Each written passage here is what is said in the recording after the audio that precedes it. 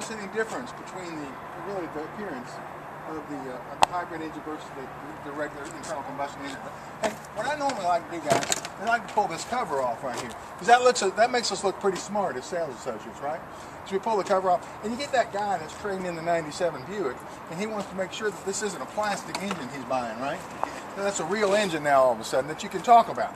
A 2.4 liter Atkinson engine, internal combustion engine that's got multi-point injection, right?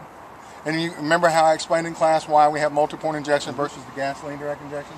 Okay, now you ask yourself, when you're looking underneath the hood, where is the electric motor? Okay, the electric motor you can't see, it's inside the transmission. Remember, it takes the place of the torque converter. That's also where the clutch is. But there are some hybrid components you can point out to the customer here. And one thing I like to do is this computer right here that we talked about does all the different adjusting. It opens up your flap system, your air flap system. It also tells the vehicle when to be in hybrid mode, when to charge the battery, when the hybrid starter generator here needs to charge the battery, when the electric motor needs to charge the generator, when you're in regenerative mode, all that kind of stuff. And notice the orange cables going to all the different things, guys. If you notice, there's a lot of orange cables. Look over here.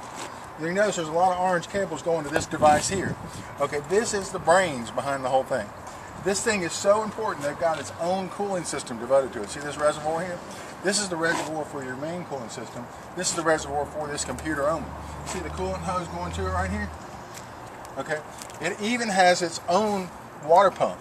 See the water pump I'm shaking right here? That's the water pump devoted just to this. It uses the exact same antifreeze as the antifreeze that our motor uses, but it has a cooling system designed just for it with its own water pump. Those things are considered hybrid components, and they were covered for the 10-year, 100,000-mile hybrid warranty. So anything related. Now, the hybrid starter generator, you guys heard me talk about it in class. Here it is. See the orange cable going to it? And down below, you see something else down there with an orange cable going to it, right? That's your electronic AC compressor. It's not hooked to a belt. That's the electronic AC compressor that we talked about in class. Remember, the reason we don't have a mechanical air conditioning compressor is because we have to cool even when we're in electric mode, right? Yep. Okay? Anyway, that's about it. I'm getting tired.